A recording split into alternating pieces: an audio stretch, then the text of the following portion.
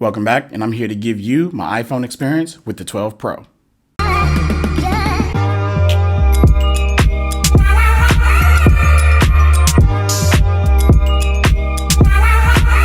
Alright, let's talk iPhone 12 Pro. So, how has the phone lived up to the hype of the chip, the performance, the battery, the camera, and everything? I'm going to deep dive. Not really deep dive. I'm just going to tell you my experience of using it for about a year and a half, because it's about to go in 2 years with this phone, and I've been using it ever since then, and I haven't upgraded to the 13, so I'm currently still using the 12 Pro. So how has it been? I'm not going to talk about everything because, as I tell you guys a lot in a lot of my experience videos, that I don't use certain things on phones and I don't do certain things on phones. So I'm not going to try to include those in the video as if I use it. So let me give you a better understanding of how I use my phone before we get started. So I don't game, I don't do videos. I spend more time on social media, really Twitter and Instagram, and taking pictures with my phones. And that's not saying that I take pictures as far as my everyday life go on and family outings and pictures of my children. I have one child. I don't have a bunch of children. But yeah, with that being said, I don't do none of that with my phone. The pictures that I do take, they're pretty much for my photo comparisons on social media. Other than that, I'm using a real camera for pictures of my children, my child. Lord, I think my wife might be pregnant now. I keep saying it. Anyways, so I have a child. I have a grown child, actually. But, even before he was grown, I didn't take pictures of him with my cell phones. I took pictures of him, with a camera. I went to his basketball games, his soccer games, all of that. Always took pictures with a real camera.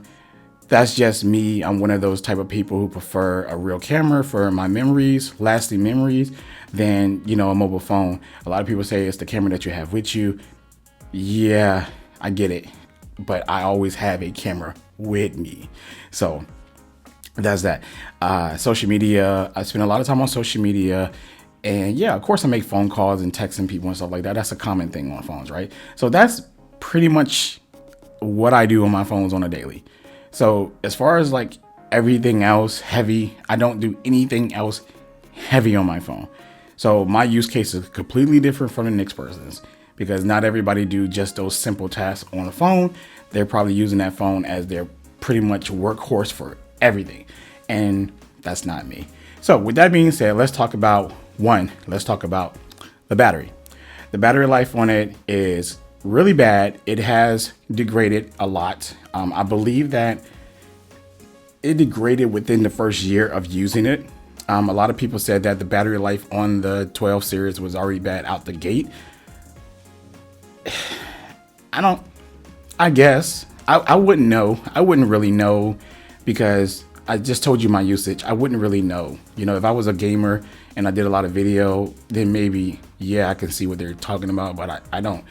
I'm only saying it's bad because with the tasks that I do now, it sometimes struggle to make it throughout the day. Sometimes I might have to just put it down for a little bit and stop or whatever. So, and that's only because, it's like almost 2 years old now at this point. Obviously, if I replace the battery, it'd be like a brand new phone, but the battery has been, it's been on and off. And really more so, I believe that it's been more on and off because Apple's software lately has been really on and off. Sometimes I get an update and the battery seems to be holding stable, and then I get another update and I update my phone, and then it's like, it's back to being bad, draining, and all that stuff like that. So battery has been up and down, but I've always managed to make it through the day. Either I just, try to stay off my phone a little bit, or, to be honest with you, my days are more busy than anything to me to be just sitting on my phone like all day long. So that's why I don't have a problem. But it's those days where I go out and I go do shooting with the phone for my YouTube channel or for my Twitter. And that's where I realized, like, okay, if I was taking a lot of pictures on vacation somewhere, that this just wouldn't make it. It just wouldn't make it. I'll have to go back to the hotel, go back to my room or wherever at, or charge it in the car if I can, or, carry a portable battery bank. But But I said butch, but I do carry a tech bag with me. So if battery was a real battery, well, if it was a real issue, it's not a real issue because I do carry battery banks and everything else. So I wouldn't have an issue charging my phone midday or anything for that matter. So I don't really care, but it hasn't been the best. You know, everybody wants a phone the last 2-3 days. Maybe one day we'll get to that point, but yeah. Well, at least 2 days. We do get phones that last 2 days. Depends on your usage, though, of course. Let's talk about performance. Performance on it has been pretty solid. I will not talk about like the app crashes and the apps lagging and stuff like that because I'm just going to chop that up to the app developers and not more so iOS. But in my experience, my iPhone has froze. I had to reset it. It hangs sometimes. If I stir the phone long enough, it'll start moving again. It has happened. It's software. It happens, right? But does it happen all the time? I mean, if I had to say that it freezes, it may be once every 2 weeks, a few times out of a month, maybe a little, even less times out of the year. So it's not that it's the most perfect OS. It's not. And it has its issues. Just like any other OS that I've used, it freezes, it boggles down a little bit. Sometimes I have to close my apps. Sometimes I have to reboot the phone. This is common stuff with technology and is no different than anything else I've used before. So I'm not going to sit here and try to say it's trash, it's ass, because it's not. Because I mean, if you have to restart your computer because something wrong, you have restarted your tablets, you have restarted your phones, you have had this. I mean, if you're being honest, you have. If you're not, you're just being biased and a dick. That's just what it is. It happens, bro. It happens. Do we always talk about it? No. Do we always make it a big deal? No. We just reboot, wait, and fix or whatever it is. So software has been. The performance has been pretty solid. If none of that stuff is happening, the performance is still top notch to this day in 2022. The 12 Pro kicks through a lot of stuff easily. That chip in there is just incredible. So I have no issues with performance besides little hiccups and stuff like that every blue moon. It's not that consistent where I want to throw the phone out the window. So been great. Next thing is the camera. Now, I always loved Apple's cameras. I always did. Were they my number one? At one point, yes. And that was before the first Pixel launch. When Google came out with the first Pixel, I was mind blown how good the quality of the camera was.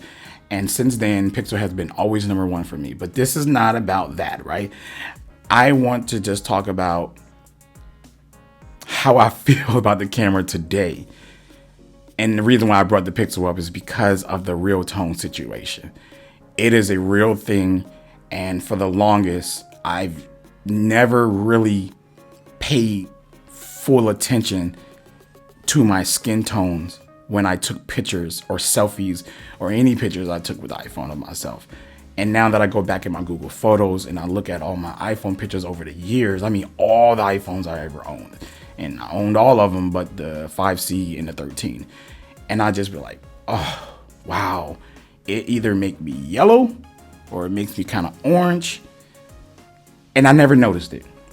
I guess I never really paid attention to it too much because really before I post the photos to social media, I'm editing them anyways.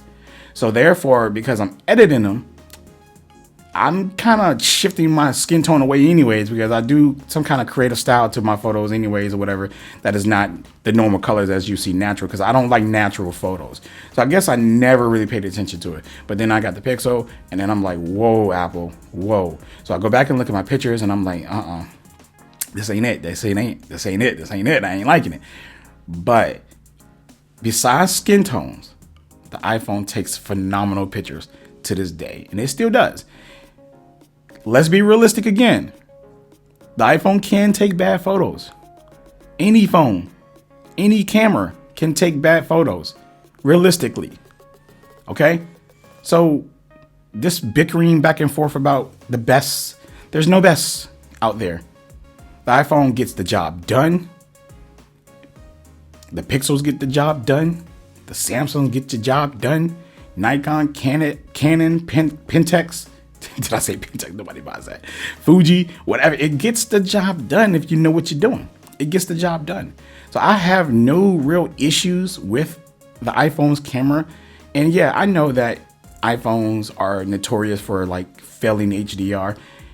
And I hate the way it works when you tap on a screen, it focuses on that and blow whatever the background out. Then you tap on the background, then it kind of defocuses the subject, and then, put shadows, increases the shadows of the subject and stuff like that. And I get it. Apple kind of wants you to just like lift the phone up and just take it without tapping the focus. That's weird to me because I guess coming from any Android phone that I've ever used, if you tap on the subject, it will focus the subject, but HDR still works everywhere. Like, I don't understand why with iPhones, if you tap, HDR gets off, it put all focus, like everything, color, shadows, highlights, all focus on whatever you tapped on. That's just weird. Even my pro camera don't do that. That's the focus. The focus point is what you want to focus on is the subject. That's what you want. Everything else works behind it. It's like focusing, HDR, and everything is like crammed all together on iPhones. And then if you tap, that's where everything is just going to generate there. I don't get that. That's the only thing I do not like about it. And when you do take pictures with iPhones, you just literally just got to lift it up at the subject. And I noticed that, the depth of field isn't that great on iPhones or whatever like that. So therefore, like if you take a picture of a subject, you have to be extremely close to get the real natural bokeh effect in the background. And you can't really tap on that subject either. You got to hopefully the camera picks it up, because I think what it does, it picks up the subject that's in front, the closest subject. So if I was to hold it up in front of the microphone, then it will focus on the microphone or whatever and blow the background out, and it looks good. Or if I move further back and I still want to focus on the microphone, it's gonna focus on this as well as everything else. So my background would still kind of be like in focus too, and I don't want that. So I guess I'm asking for too much from these cameras, but I noticed that Samsung does a good job at that, and I know that the new Pixels have a real larger sensor, and I can be pretty far away and still kind of get a nice little natural little bokeh or whatever like that. So maybe I'm asking for too much because I'm a photographer and I like what pro cameras do. So that's the reason why I don't like a lot of cell phone cameras in the first place, because that type of stuff. But camera, it's been solid. Let's talk about the build quality. What I need to say about that, right? It's good. My iPhone, where's it at? Let's see. My iPhone has, I think I have one scratch somewhere on this thing. See, that tells you that I probably don't even have one. I do have one up here. I just can't see it right now. But anyways, the build quality is good. It held up all this time. I don't drop phones. I don't be abusing them. So it's kind of hard to say based off how I treat my phone to say that the build quality held up. As far as like daily usage, like, hey, hey, how you doing? Blah, blah, blah. And all, talking on the phone and stuff like that, and doing regular stuff and not dropping it and not being in some construction site or flipping and throwing it held up. So I can almost sell this phone as in mint condition based off just basically using it. So if we're going to judge durability, let's judge it based off that, because I'm not hard on my phone where I'm dropping it or it hit the ground. That's, those are tests you can find on YouTube that everybody else is doing if you really want to know how it handles that stuff. But I'm not going to do that with my devices. So no complaints about the build quality. It's still my favorite feeling phone in the hand to this day. Well, at least the 12 Pro square design, the 6.1 inch. I haven't had the Max, but I heard a lot of people complain about it being too big and the square be I guess be into their fingers or whatever when they hold it, or their hand, and it hurts them or whatever over time. So I haven't used it personally yet. So, but this year I do plan on getting the Max. So we'll see if I have that same issue. But right now I think like the 6.1 is like perfect feeling in my hands right now. So we'll see what happens with the 14 Pro Max when I get it. But still one of my favorite designs of the iPhone, and still one of my favorite feeling phones. It's not my favorite design phone ever, but it's my favorite design iPhone, and it's my favorite feeling phone in the hand.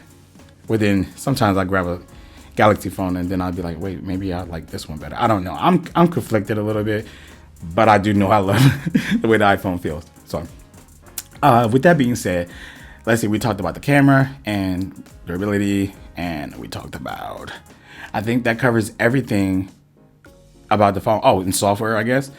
So, I mean, I'm just gonna be honest. The software has been shit. It has been shit. Apple has been known for great bugless software. Not perfect, okay, because they always will have a bug, person by person. But I would say they always had the less bugs than anybody else. They were more consistent. Whew, man. That situation, with the C word has changed a lot, because lately Apple has been hit by that and their software has been crap. It has been crap, at least to me. Not everything and every update is like a hit and miss. Sometimes it's better, sometimes it's not, sometimes it's much worse, sometimes it's good. Normally I try to hold out from updating half of the time and just enjoy the phone the way it is, because sometimes it's tolerable. But yeah, and they're not the only company that's been like that. I mean, even Google, it got hit hard, and seriously, like between Samsung, Apple, and Google that I've used this year, because those are the only three phones companies I buy from. Samsung has really been the most stable, which is interesting. And they used to be the worst when it came to software. Ooh, TouchWiz, y'all already know. So, other than that, software has been up and down with Apple. I know some people's, you're probably watching this video and be like, I ain't never had no problems. That's cool, man. I get it. Because, that's how I feel about my Pixel. When people talk about how bad the Pixel software was, I'd be like, I don't have any problems. Which I did have problems, but not the problems they're sharing or they're talking about. So, yeah, we all know. Let's just be 100. Let's just not be all biased to whoever we love. Shit happens with software, guys, and you know it. You really know deep down in your heart that shit happens. Sometimes software is good, sometimes it's bad. Just don't think in your mind, just because your phone is perfect and working great, that everybody else is sharing that same experience. Don't be dumb. Don't be dumb, because that's not even halfway true. There's people who buy the same shit all the time and send stuff off for repairs, or they have this issue with it and this issue with it. Then there's somebody else who's just enjoying the mess out of it. And it's the same exact product, same exact brand, came out the same exact boat, ship, plane, whatever, dropped off by a different Amazon driver. But it is what it is. Like, be realistic, man, and don't even try to be all extra biased towards whoever you love, because you can say that I'm like a Google fanboy now or something, or whatever you want to call me. I don't really care, but I would sit here and tell you the truth that my Pixel had issues. Has it been issues where I want to throw it out the window? No, but it has had issues for sure. No doubt in my mind. It has not been like the perfect device. My iPhone has not been the perfect device. My Samsung has not been the perfect device, or my Mac, or my Windows PC. Shit happens. It's software. I'm going to just keep it 100 with you. So if I have something that is like wrong with my device, I will share it, see if anybody else have that experience, and maybe they know a solution. Because half of the time when we have these issues, the company don't do anything for some of this stuff, because some of this stuff is not as dominant. Like the Wi-Fi issue that was on, the Wi-Fi and Bluetooth issue that plunged me on my Pixel, that plunged a lot of users. So Google was like, oh, we got to fix that. So they sent out an update to fix that. But then people were saying that their Pixel refresh rate isn't working. I never had an issue with my refresh rate not working, but a lot of Google hasn't addressed that I know of, and probably don't even know about that. So yeah, but this is about the iPhone. So anyways, the iPhone has been great. It has been solid. I'm not one of those channels that's going to tell you go out here and buy a 12 Pro or recommend this thing to you. I'm just telling you my experience with it. So if you have one, hopefully you have a better experience, or share the same experience with it, or whatever. And if you're planning on getting one because the price might be right, this is my experience. You can go off of what I say, or you can go out there and buy it for yourself, or go out and upgrade. But I can tell you right now, I'm getting rid of this phone. This phone is not, I'm not keeping this for another year or two at all whatsoever. This is getting upgraded this year for the 14. And I'm probably going to stick to a 2-year cycle of iPhones for now on, instead of upgrading every iPhone that come out. So yeah, solid phone, solid camera, good battery, at least for me. Build quality has been great. It hasn't broken down on me or anything like that. I mean, I have broken like a lot of screen protectors, but they just crack in my pockets. I'd be putting them in there with my buds and my keys. Big mistake, right? So other than that, the phone has been great. It's a great phone, great performance. Apple's Bionic chips, they hold up really well, really well. I haven't tested it for video or video editing or gaming and stuff like that, but I'm pretty sure if I did, this phone would die real fast. But other than that, I'm pretty sure that as far as the performance go, doing those things, that it will just burn right through it, because it's amazing. It's amazing. I mean, one thing you can't appreciate about Apple is putting overpowered chips in some very limited software, so the longevity of it lasts even longer and stuff. And I you know, I get it now. I can appreciate that. I wish that these same powerful chips can go inside like a Samsung device, and then we can utilize everything that Samsung gives you. But Samsung gives you so much, and the phone be so underpowered sometimes, and it's like it can't even handle everything that you're throwing at us. But because of the limitations of the iOS and stuff like that, I feel like these chips will last even longer beyond certain points. I wouldn't go out here and buy me a 6S or 7 or 8 for that matter, because I would think the experience at this point is just trash with so many updates. So, but you know, you tell me, maybe you got one. Anyways, that's my experience with the iPhone 12 Pro. Hope you enjoyed this video. I'll catch you in the next one. Later.